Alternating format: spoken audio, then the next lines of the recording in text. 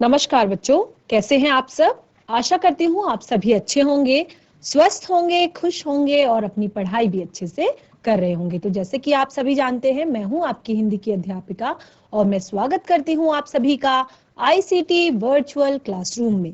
और आज हम यहाँ पर एकत्रित हुए हैं पढ़ने के लिए क्लास 7th की हिंदी। क्लास 7th की हिंदी में पिछले 2 से 3 सेशन से हम हमारी वसंत पाठ्य पुस्तिका का चैप्टर पढ़ रहे हैं, रक्त और हमारा शरीर।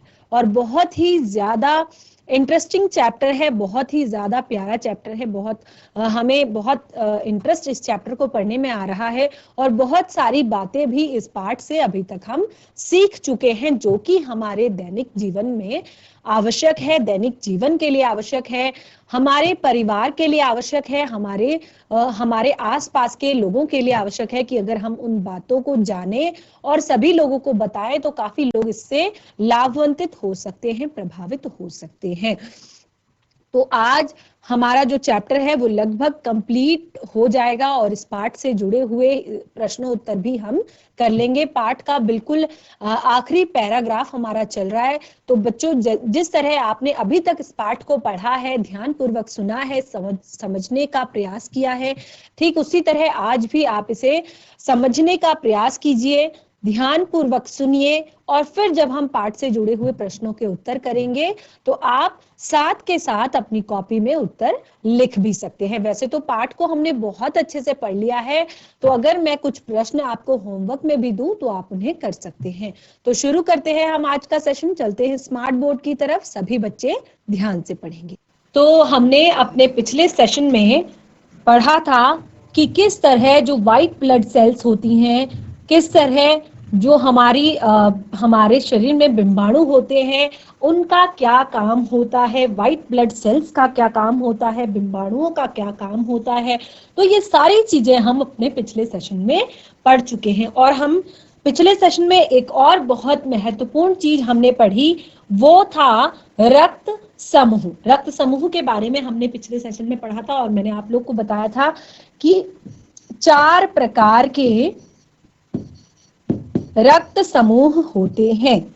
और 4 प्रकार के जो रक्त समूह होते हैं, इसमें मैंने आपको बताया था कि जब भी हमने किसी और व्यक्ति को ब्लड डोनेट करना होता है, रक्तदान करना होता है, तो उसके लिए हमें पहले उस व्यक्ति के ब्लड को उसी के सेम ब्लड वाले व्यक्ति से मैच करना होता है।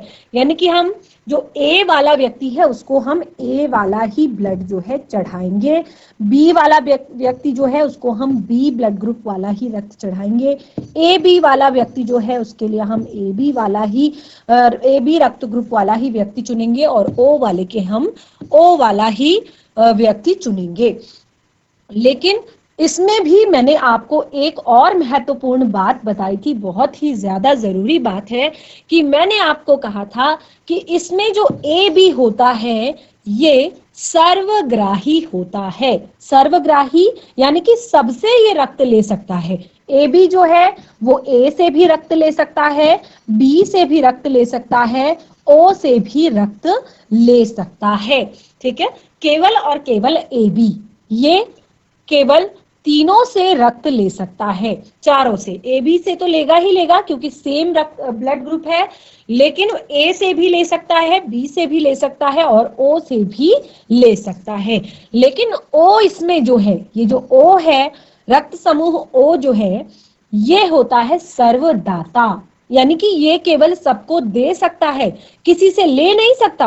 ये ले सकता है तो सिर्फ अपने ही मैचिंग ग्रुप से, यानी कि ओ रक्त समूह वाला जो व्यक्ति है वो केवल ओ रक्त समूह वाले व्यक्ति से ही ब्लड ले सकता है, बाकी ये सबको दे सकता है। जैसे कि ओ वाला जो है वो ए को भी दे सकता है, ओ वाला बी को भी दे सकता है, ओ वाला ए बी को भी दे सकता है और ओ वाला ओ को भी दे सकता है। तो इसीलिए ओ रक्त समूह जो है इसको हम सर्वदाता कहते हैं। अब यहाँ पर जब जो अनिल है उसने एक प्रश्न किया था कि दीदी, जब इस तरह अगर ब्लड ग्रुप वाला, सेम ब्लड ग्रुप वाला व्यक्ति नहीं मिला तो फिर क्या किया जा सकता है। तो यहाँ पर दीदी ने बताया था कि ऐसी आपातकालीन स्थिति के लिए ब्लड बैंक बनाए जाते हैं। और बैंक आप सभी को पता है जहां पर हम अपने धन को, अपने आभूषणों को स्टोर करके रखते हैं, संभाल करके रखते हैं, सुरक्षित रखते हैं। तो ऐसे ही होते हैं ब्लड बैंक, जहां पर हम रक्त को संभाल कर रखते हैं और स्टोर करके रखते हैं। तो इस तरह के जो ब्लड बैंक होते हैं वो प्रायः हर बड़े अस्पताल में पाए जाते हैं या होते हैं। और जहां भी इस प्रकार के रक्त समूह का रक्त तैयार, जहां हर प्रकार के रक्त समूहों का रक्त तैयार करके रखा जाता है। लेकिन एक मेन बात इसमें यह भी बताई थी कि ब्लड बैंकों में रक्त का भंडारण सुरक्षित रहे, यानी कि टाइम पे वहां पर ब्लड मिल पाए और वहां पर ब्लड स्टोर हो। उसके लिए क्या करना है, देखिए ब्लड को तो हम बना नहीं सकते, तो ब्लड हम डोनेट जरूर कर सकते हैं। जैसे कि बहुत सारी, जो अच्छे से इस पार्ट को पढ़ेगा जो भी बच्चा, उसको ये सारी चीजें क्लियर हो जाएंगी, अपने आप क्लियर हो जाएंगी कि उसके दिमाग में बिल्कुल भी कोई रक्तदान संबंधी भी कोई ऐसी गलत धारणा नहीं बनेगी। क्योंकि जैसे कि मैंने आपको बताया, जो हमारे शरीर की रेड ब्लड सेल्स होती हैं, उनका जो जीवन काल होता है वो लगभग 4 महीने 120 दिन का होता है। तो 120 दिन बाद तो उन्होंने वैसे भी नष्ट हो जाना है। और रोज जब हम संतुलित आहार लेंगे, पौष्टिक भोजन लेंगे, तो रोज नई ब्लड सेल्स बनेंगी। तो इसमें कोई भी आपको दिक्कत परेशानी नहीं होगी कि आप जब ब्लड डोनेट करेंगे, क्योंकि जो भी आपके अंदर आरबीसीज हैं, वो अगर आप थोड़ा बहुत डोनेट भी अगर आप ब्लड कर देते हैं तो नई आरबीसीज बन जाती हैं और आपके अंदर कोई भी रुधिर की कमी, रक्त की कमी नहीं होती है डोनेट करने से। तो ये बहुत बड़ी बात यहाँ पर हमें बताई दीदी ने कि इसके लिए आवश्यक है कि हम समय समय पर रक्तदान करें। अब जब रक्तदान की बात आई, रक्तदान करने की बात आई, तो फिर अनिल के मन में एक और बहुत ही बढ़िया, बहुत ही प्यारा सवाल उठा कि क्या मैं भी रक्तदान कर सकता हूं। अब यहाँ पर अनिल ने दीदी से पूछा कि क्या मैं भी रक्तदान कर सकता हूं। तो दीदी ने कहा नहीं, अभी तुम छोटे हो, क्योंकि रक्तदान जो होता है वो एक वयस्क व्यक्ति के लिए, यानी कि जब 18 वर्ष से अधिक आयु उम्र का जो व्यक्ति होता है और उसका भी पूरा जब बॉडी का चेकअप किया जाता है, सबसे पहले उसका वेट बिल्कुल नॉर्मल होना चाहिए, उसकी आयु के हिसाब से होना चाहिए, उसके अंदर कोई बीमारी नहीं होनी चाहिए और उसमें लगभग 300 मिलीलीटर रक्त जो है उससे लिया जा सकता है, यानी कि उसमें रक्त की मात्रा भी प्रॉपर होनी चाहिए। तो इस तरह के व्यक्ति का रक्त लिया जाता है। तो दीदी ने कहा नहीं, अभी तुम छोटे हो और 18 वर्ष से अधिक उम्र के स्वस्थ व्यक्ति का ही रक्तदान कर सकते हैं। एक समय में उनसे लगभग 300 मिलीलीटर रक्त ही लिया जाता है। प्रायः यह समझा जाता है कि रक्तदान करने से कमजोरी हो जाती है। तो जैसे कि मैंने आप लोग को बताया कि कई बार लोगों की ये धारणा बन जाती है, लोग स्वस्थ होते हुए भी, नॉर्मल होते हुए भी, फिट होते हुए भी रक्तदान करने से डरते हैं, रक्तदान नहीं करना चाहते हैं, क्योंकि उनके मन में एक गलत धारणा बनी हुई है, एक गलत बात वो सोचकर ठान कर रखे हुए हैं कि रक्तदान करने से कमजोरी हो जाएगी। तो जैसे कि मैंने आपको बताया, रक्तदान करने, जब आपने इस चैप्टर को पढ़ लिया है, आपको रक्त के बारे में सब कुछ क्लियर हो गया है, कंफर्म हो गया है कि रक्त के भाग कितने हैं और रक्त में कौन कौन सी चीजें पाई जाती हैं, वो किस प्रकार बनती हैं, क्या हमें उसके लिए करना चाहिए। तो अब आप बिल्कुल निश्चिंत होकर रक्तदान कर सकते हैं, क्योंकि ये जो विचार है कि रक्तदान करने से हमारे शरीर में कमजोरी आएगी, तो ये विचार बिल्कुल निराधार है, इसका कोई आधार नहीं है, क्योंकि हमारा शरीर इतना रक्त तो कुछ ही दिनों में बना लेता है। जैसे कि मैंने बताया कि अगर हम पौष्टिक भोजन लें, संतुलित भोजन लें, तो हमारे शरीर में रक्त जो है वो आसानी से बन जाता है। वैसे भी शरीर में लगभग 5 से 6 लीटर खून होता है। एक स्वस्थ व्यक्ति के शरीर में लगभग 5 से 6 लीटर खून होता है।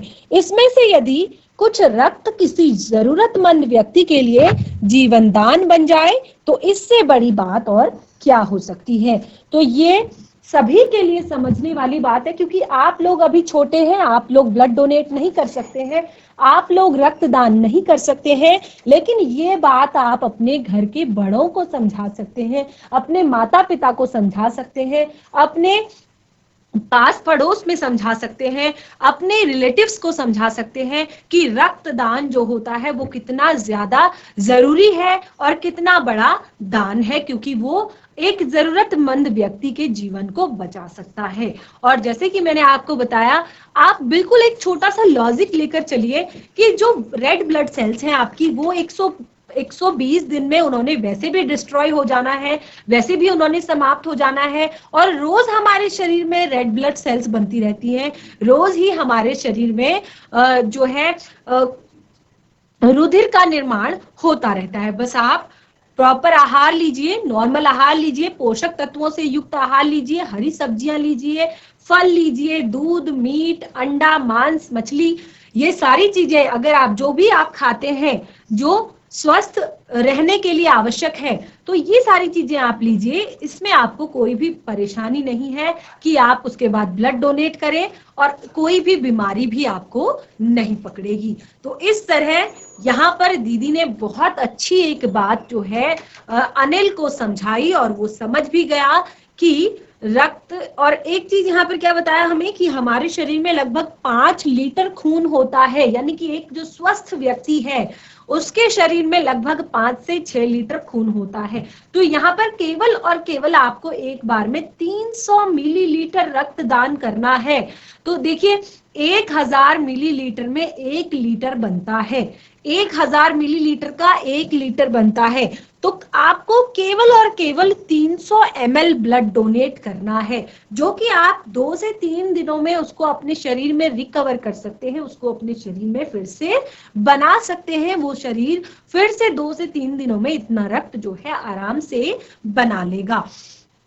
तो ये हमारा जो पाठ है रक्त से संबंधित, रक्त और हमारा शरीर, यहाँ पर हमारा कंप्लीट हो गया है। बिल्कुल हमने बहुत अच्छे से इस पाठ को पढ़ लिया है, बहुत अच्छे से इसको समझ लिया है। अब हम इस पाठ से जुड़े हुए प्रश्नोत्तर करेंगे।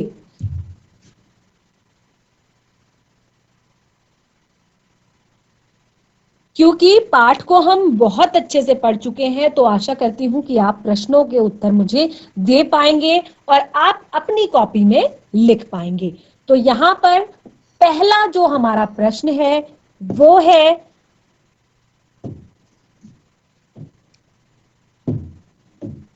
रक्त के बहाव को रोकने के लिए क्या करना चाहिए। तो ये सबसे पहले मैंने आपको बताया था कि रक्त का बहाव जब हमें अचानक से चोट लग जाती है और हमारे शरीर में से ब्लड जो है निकलने लगता है, तो उसमें सबसे पहले क्या करना चाहिए।